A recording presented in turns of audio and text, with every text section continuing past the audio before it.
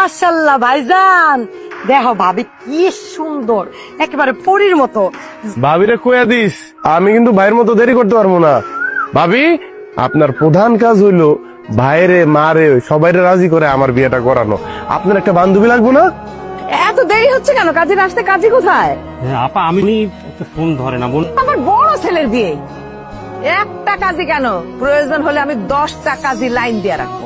কোনো হানে বিয়া হইতেছে না, এখন আপনার না জানাই আপনার পুলার কাছে বিয়া দিতেছে।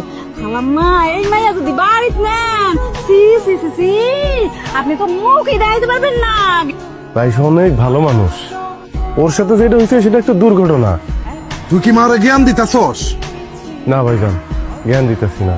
তুমি তো কিছুটা হলেও পড়ালেখা করছো, তুমি তো অন্তত বুঝো যে এখানে রাইসার কোনো দোষ নাই। তুই যদি আমার ছেলে হয়ে থাকিস না, এক্ষুনি এই মাইয়ারে বাড়ি থেকে বাইর করে দিবি তুই। না মা, এমন কথা তুমি করো না। আমি ওর বাড়িতে বাই করবো কেমনে? ওর কাছে আমার ছোট করো না তুমি। আচ্ছা ঠিক আছে, তুই যদি ওরে বাইর করতে না পারিস, তাহলে ওর লগে কইরা তুই বাড়ি থেকে বাইর হয়ে আসা। তোর এই অবস্থা কেন রে?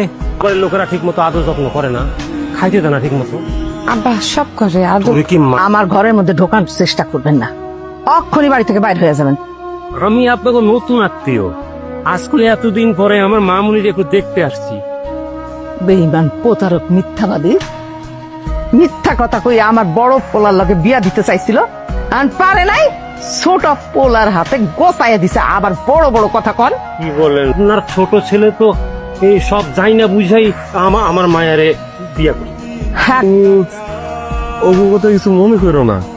একদিন আমার মা, ভাই, বোন ওগো সবার ভুল বুঝবো, সবাই তাদের কাজের জন্য অনুতপ্ত হইব, তাদের ব্যবহারের জন্য অনুতপ্ত হইব। হয়তো হইব, কিন্তু ওই দিনটা পর্যন্ত মনে হয় আমি এই পৃথিবীতে থাকবো না। আমার যে সংগ্রাম, আমার সংগ্রামটা না তোমার অধিকার প্রতিষ্ঠার জন্য। এই সমাজ, আমার মা, আমার পরিবার সবাই যেন তোমার প্রাপ্য সম্মানটা তোমার দেয়, সেই জন্যই আমি এই যুদ্ধে নামছি।